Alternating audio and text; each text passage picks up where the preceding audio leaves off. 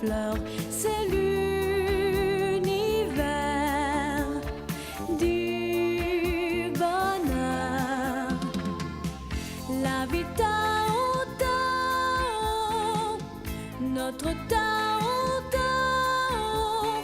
Prenons garde au petit ours panda.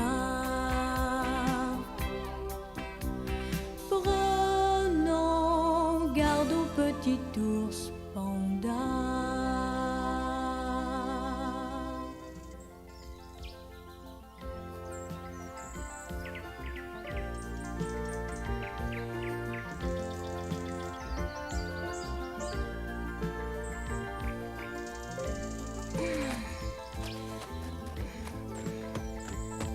Tu es trempé de sueur, pourquoi ne t'arrêtes-tu pas un peu? Parce que je n'ai pas le temps, Tao Tao. Et pourquoi cela? Parce que dans très peu de temps, mes enfants vont venir au monde. Je prépare leur nid. Tu as déjà un nid? Oui, l'ancien, mais dans celui-là, j'ai élevé 11 souriceaux. Tu ne peux pas t'imaginer dans quel état ils me l'ont mis. Attends, je vais t'aider, mes pattes sont plus fortes que les tiennes. Je ne crois pas que tu en sois capable. Je creuse bien les trous. Un nid pour les souriceaux doit être creusé avec beaucoup de soin. J'essaye.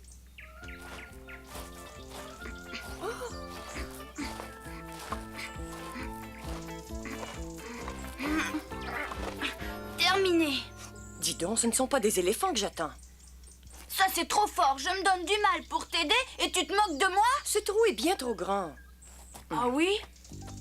Je suis désolée, j'avais compris qu'il te fallait un grand nid. Pas aussi grand que celui-là. Alors creuse-le toi-même. Il ne me reste rien d'autre à faire.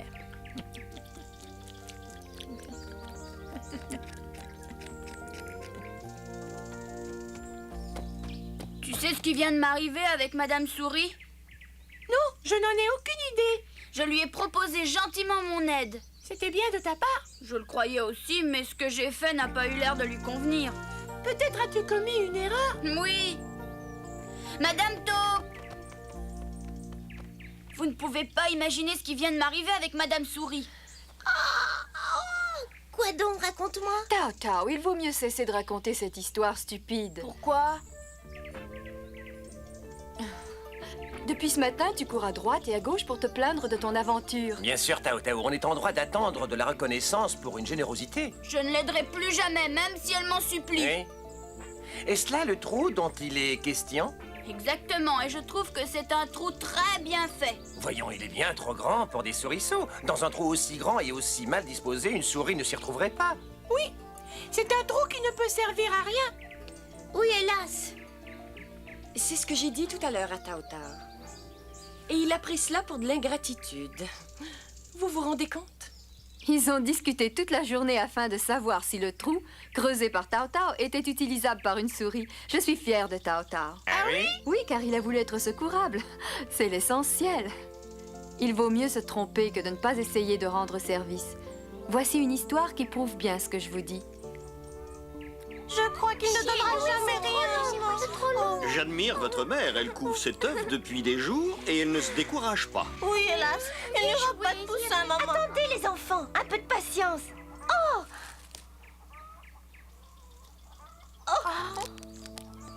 Je le savais bien. Ça valait la peine d'attendre aussi longtemps. Oh! Oh! Tu vois, heureusement que je suis patiente.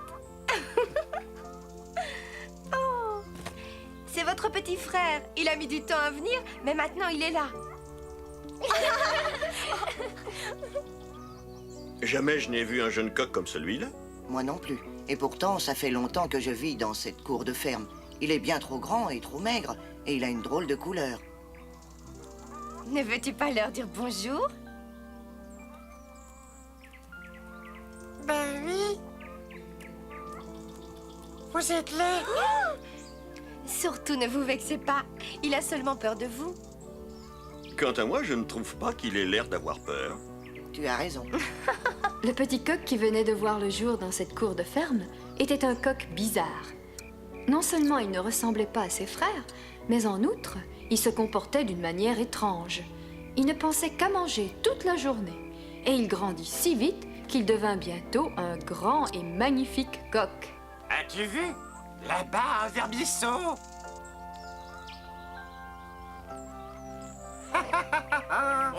payer ensemble et on se le partagera. Arrêtez! Tu es sur notre ver de terre. Va-t'en de là, ce verre est à nous. Vous faites erreur. Tout ce qui est mangeable dans cette cour m'appartient. Oh, tu es bien le seul à avoir une idée pareille. Si tu ne lâches pas immédiatement ce ver de terre, je te fais avaler ta crête. Je vais le dire à maman. Lèche-le. Suffit. Si seulement vous touchez à une seule de mes plumes, maman sera très fâchée contre vous.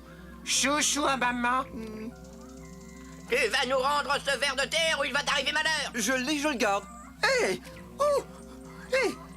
Que faites-vous? Que faites-vous? Maman! Maman! Vous n'avez pas honte? Vous allez sur le champ laisser votre frère tranquille. Désolé, maman. Mais c'est lui qui a commencé. Ce n'est pas beau de rapporter. C'est un signe de lâcheté. Souviens-t'en. Est-ce qu'ils ont fait du mal à mon petit chéri? Oui, ils m'ont bousculé. Tu ne peux pas savoir comme ils m'ont fait peur. Ils sont méchants. J'exige que vous présentiez immédiatement des excuses à votre frère. Pardon. Quel idiot. Et que ça ne se reproduise pas. C'est dur pour eux. Ils ne s'habituent pas à l'idée que je sois le plus beau de tous les coqs. Elle ne se rend pas compte combien il est devenu présomptueux. La pauvre croit tout ce qu'il dit. Et le roublard lui ment du matin au soir. Répète ça. Non, arrête. Je n'aime pas beaucoup qu'on déblatère contre moi. Si tu ne te conduisais pas aussi mal, nous ne parlerions pas contre toi. Oh, en quoi cela vous regarde? Décampe, ou je vais te montrer ce que sont des crocs bien acérés. Mais, vous n'allez quand même pas vous disputer. Tâchez de faire la paix entre vous. Depuis qu'il est là, nous avons sans cesse des querelles avec lui. J'espère qu'un jour il disparaîtra. Moi aussi. Maintenant, écoute-moi bien, mon fils. Tu es une vraie soupe au lait, car tu te mets trop vite en colère. Je suis désolée de te le dire, mais je voudrais tant que tu te conduises bien. Mais maman, je me conduis bien. Qui puis-je si les autres sont jaloux et envieux de ma beauté? Ce n'est pas ma faute. Dans la vie, la beauté n'est pas tout. Mais- Ne m'interromps pas, il est plus important d'avoir bon cœur. Comment cela? C'est la première fois que j'entends cela. Eh bien, à l'avenir, je te promets que tu n'auras plus l'occasion de t'en faire pour moi. Je le souhaite vivement. Je veux pouvoir être fière de tous mes fils et de toi en particulier. Je vous ai tous couvés et élevés et j'y ai mis tout l'amour que je pouvais. Je sais cela, maman. Je sais aussi que tu as eu de grosses difficultés à me couver. Mais tu verras, à l'avenir, tu n'auras plus rien à me reprocher. Qu'est-ce qui te prend? Que vas-tu faire? Oh, mon petit... Maman, qu'est-ce que tu as? Le petit coq égoïste sauta par-dessus le mur et s'enfuit sans même se retourner. Ça lui était bien égal de faire pleurer sa mère qui s'inquiétait pour lui. Il était plus qu'heureux. Il avait enfin trouvé la liberté à laquelle il aspirait. Il courait, et trouvait cela formidable. Ah, si j'avais ces belles couleurs. Son plumage luisait dans les rayons du soleil. Tous ceux qui le voyaient l'admiraient. Et il était très flatté de se sentir regardé.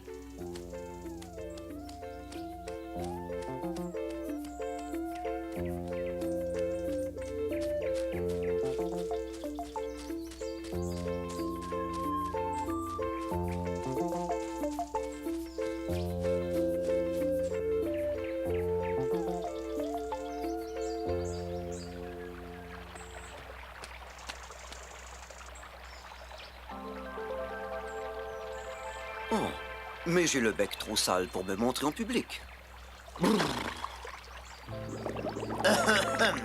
Oh, ah, qui es-tu? Oh, je suis désolé. Que veux-tu de moi? Je ne voulais pas t'effrayer, je voulais juste te demander un service. Qui es-tu à la fin? Je suis l'esprit de l'eau. Je suis chez moi dans le lit de cette rivière, mais je ne peux plus couler facilement. Les racines et les branches encombrent mon chemin.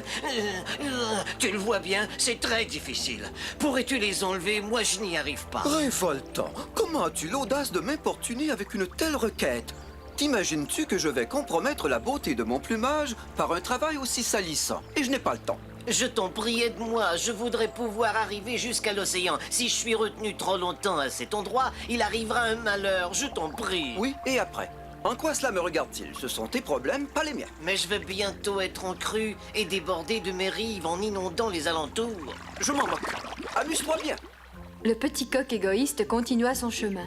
Les soucis de l'esprit de l'eau ne l'intéressaient pas. Il n'avait pas envie de se mouiller les plumes pour lui faire plaisir. Pour lui, c'était une corvée.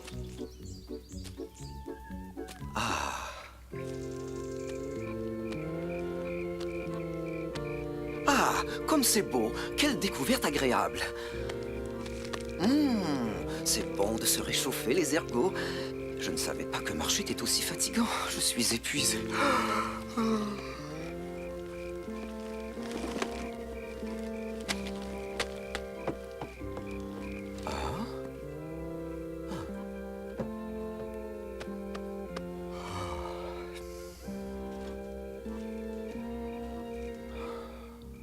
Petit coq, petit coq! Qui va là? Je t'en prie, viens me voir, je t'en prie, réveille-toi. Par ici, je suis ici, juste devant toi. Je suis ici, juste devant toi.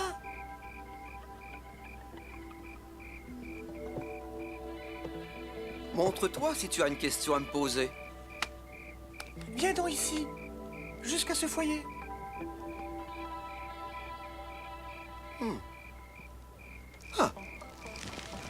Oh.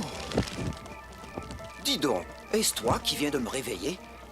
Oui, c'est moi. Comment peux-tu te permettre d'interrompre un sommeil bien mérité? Tu es vraiment un feu très insolent. Je voulais simplement te mettre en garde. Les humains vont revenir. Tu as sans doute de bonnes intentions, mais ne t'inquiète pas pour moi, c'est mon affaire. Qu'ils reviennent ou pas, ça m'est bien égal, je ne crains rien. Au contraire, je suis persuadé qu'ils vont se réjouir de me voir. Qui peut résister à ma beauté? Tu es très présomptueux, à ce qu'il me semble, et surtout très étourdi. Oh, je t'en prie, aide-moi. Ramasse du bois et jette-le sur le foyer, sinon je vais sûrement m'éteindre. Je n'ai nullement l'intention d'aller ramper dans les buissons pour ramasser du bois. Je risquerais de salir mes plumes. Je t'en prie, ne sois pas aussi égoïste. Ne vois-tu pas que je deviens de plus en plus faible? Je regrette, mais je ne peux rien faire pour t'aider. Tu n'as qu'à te débrouiller seul. Je t'en prie, fais quelque chose, je meurs. Je perds toute ma force, je le sens bien. Qu'est-ce qu'ils s'imaginent tous? D'abord l'eau, maintenant le feu. Je n'ai pourtant rien d'un laquais, il me semble. Les appréhensions de l'esprit du feu ne touchèrent pas le petit coq. Il ne voulait pas risquer d'abîmer ses plumes.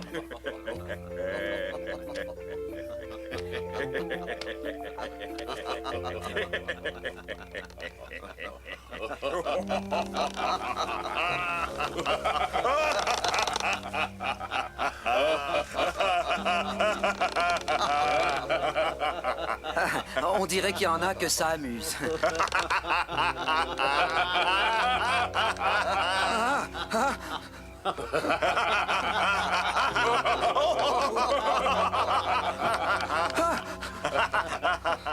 Et toi? Tu n'as jamais traversé cette forêt? Dis-moi que tu n'es pas un fantôme. Non, je suis seulement le fils du vent du Nord. Nous ne fréquentons jamais les fantômes. Tu vis ici, dans cette forêt?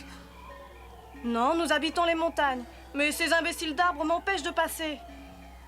Ils font ce qu'ils veulent. Ce sont les arbres les plus mal élevés du monde. On va bien voir s'ils auront l'outrecuidance de me retenir, moi aussi. Attention!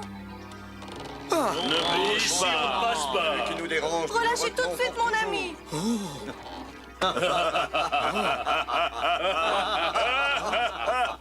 Je n'aurais jamais imaginé qu'il ferait cela. Je te l'ai dit, cette forêt est impossible. Elle attend patiemment les visiteurs et prend plaisir à les ennuyer.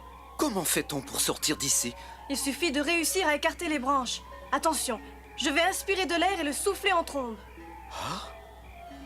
Et tu n'auras qu'à suivre le chemin ainsi tracé. Suis-moi. Qu'en dis-tu? C'est bien aimable, mais très peu pour moi. Je préfère marcher. Attends encore un moment et regarde bien.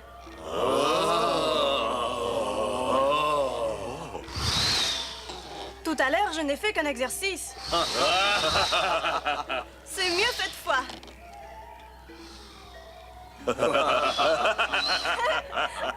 On va t'attraper. Au secours, je suis prisonnier. Je ne peux plus m'en aller. Allez, maintenant on te tient. Maintenant on te garde. Oh non. Tu ne peux plus t'en aller. Petit coq, aide-moi, je t'en prie. Aide-moi. Tout à l'heure, je suis venu à ton secours. Reviens, veux-tu? Attrapé au voici le coq. Oui, nous te tenons, nous te retiendrons et nous te gardons. C'est à toi de te débrouiller. Nous te tenons et nous ne te lâcherons plus. Continuez votre petit jeu avec un autre que moi. Hurrah, je suis libre! Aussi vite qu'il le put, le petit coq s'enfuit. Pour la première fois de sa vie, il avait peur. Il avait bien sûr oublié le petit vent, se désintéressant complètement de son sort.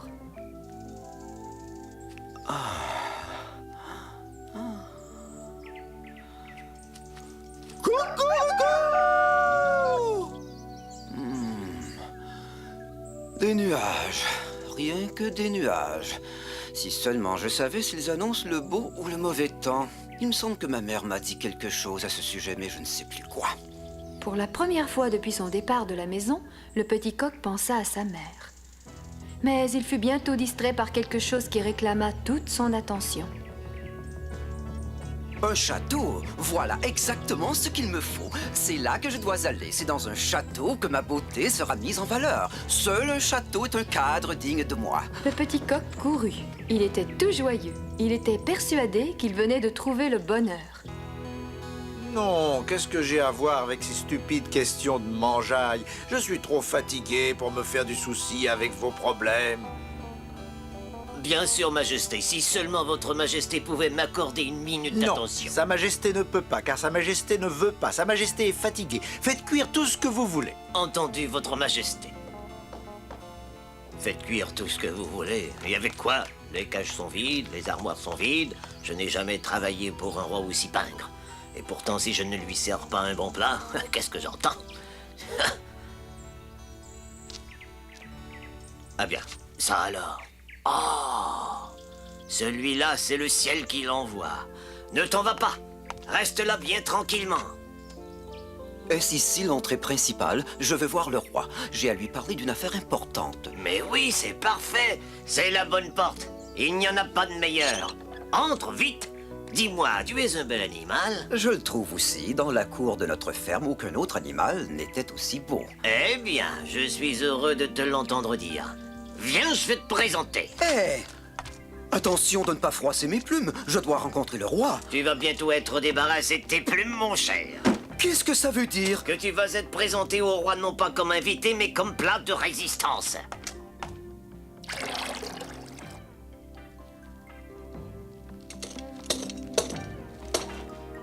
Je t'en prie, que dois-je faire pour que tu acceptes de me rendre ma liberté? Eh bien, il y a en effet quelque chose que tu pourrais faire pour moi. Dis-moi vite, de quoi il s'agit? Je peux te chercher des étoiles dans le ciel, ou vider la mer de ses poissons, ou t'apporter tout l'or du monde. Je ferai n'importe quoi. Alors tâche de fermer ton bec. Auprès de qui peut-on se plaindre dans ce palais? Le seul qui se plaint dans ce palais, c'est le roi lui-même. Et c'est ce qu'il fera s'il n'a pas un plat appétissant sur la table. Et si par malheur j'étais coriace, ne crois-tu pas que le roi se plaindrait tout autant? Oui, il serait furieux, mais tu ne seras pas coriace. Si, j'en ai l'impression. Je vais faire en sorte que le roi soit satisfait. La bouteille est vide, il n'y a plus de vin. Du vin? Pour moi? Je reviens immédiatement, je vais chercher une autre bouteille. Au secours! Quelqu'un m'entend-il? J'ai besoin d'aide. On veut me cuire et ça, je n'y tiens pas. Oh. Je veux m'en aller d'ici, je veux m'en aller.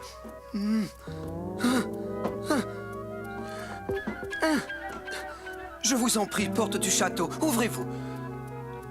Le château ne peut pas t'entendre. Et même s'il le pouvait, pourquoi t'aiderait-il? Tu n'as jamais rendu service. Tu as laissé l'eau déborder de ses rives et mon frère s'est éteint parce que tu as refusé de l'aider. Je leur aurais volontiers porté secours, mais je ne pouvais pas risquer d'abîmer mes belles plumes. Une beauté à vous couper le souffle, un plumage aussi chatoyant, implique quelques soins. On se doit de... N'as-tu rien d'autre sous la crête que ce futile souci de ton apparence extérieure? Je crois que tu ne veux pas comprendre. Alors tant pis pour toi, débrouille-toi. Mais voyons, je t'en prie, Feu, quand le cuisinier sera de retour, tu n'as qu'à t'éteindre, hein? Tu as l'audace de me demander cela? As-tu eu pitié de mon frère quand il t'implorait pour quelques morceaux de bois? Maintenant, je n'ai pas pitié de toi. Ce qui m'arrive est normal. Pourquoi suis-je aussi stupide? Pourquoi n'ai-je pas été secourable? C'est ma faute. Il est là-dedans, maman! Oui, je sais, je l'ai déjà aperçu. Nous supposions bien que tu étais là. Mon fils et moi, nous t'avons déjà cherché partout. Nous tenions à te remercier. Remercie plutôt celui qui le mérite plus que moi. Tu crois? Eh bien, nous y penserons. En attendant, tu voudrais sortir d'ici, je présume.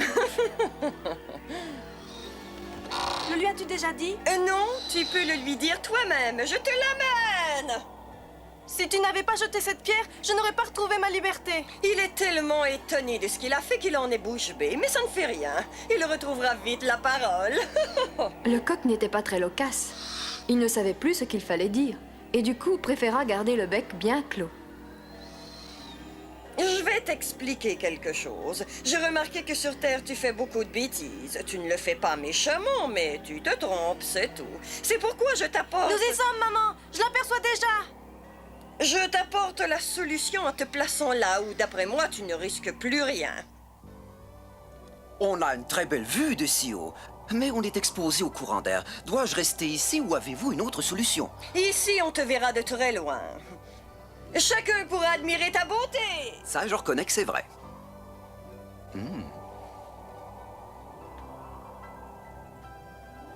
Oh, c'est haut! Il ne faut pas avoir le vertige pour garder l'équilibre. Mais évidemment, dans cette position, on pourra m'admirer jusqu'aux quatre coins de l'horizon. Le coq égoïste tenait tant à faire étalage de sa belle parure qu'il trouva l'endroit à sa convenance et resta volontairement au sommet du clocher. Et depuis, il se tourne dans toutes les directions pour qu'on le voie bien de partout. De temps à autre, il reçoit la visite d'un oiseau qui vient bavarder avec lui. Le petit vent, par contre, vient plus fréquemment et lui fait passer le temps en le tournant vers le nord, vers l'ouest, vers l'est ou vers le sud.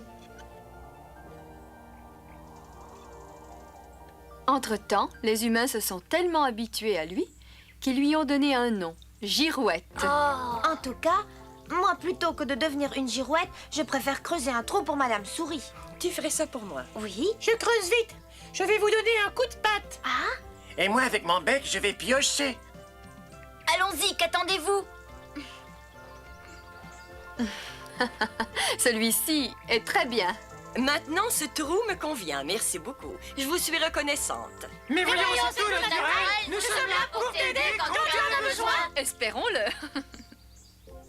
La prochaine histoire que je raconterai aux enfants sera celle du petit papillon qui vivait sur une île que l'on appelait l'île aux fleurs.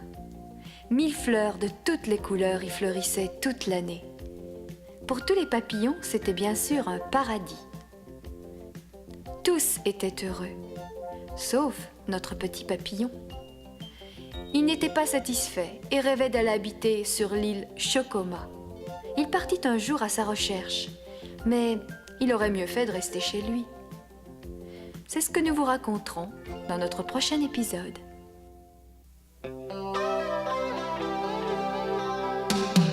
Dans le pays des grandes prairies et des cascades argentées, où tous les animaux sont beaux, là où les arbres sont si verts et grisants, le parfum des fleurs, c'est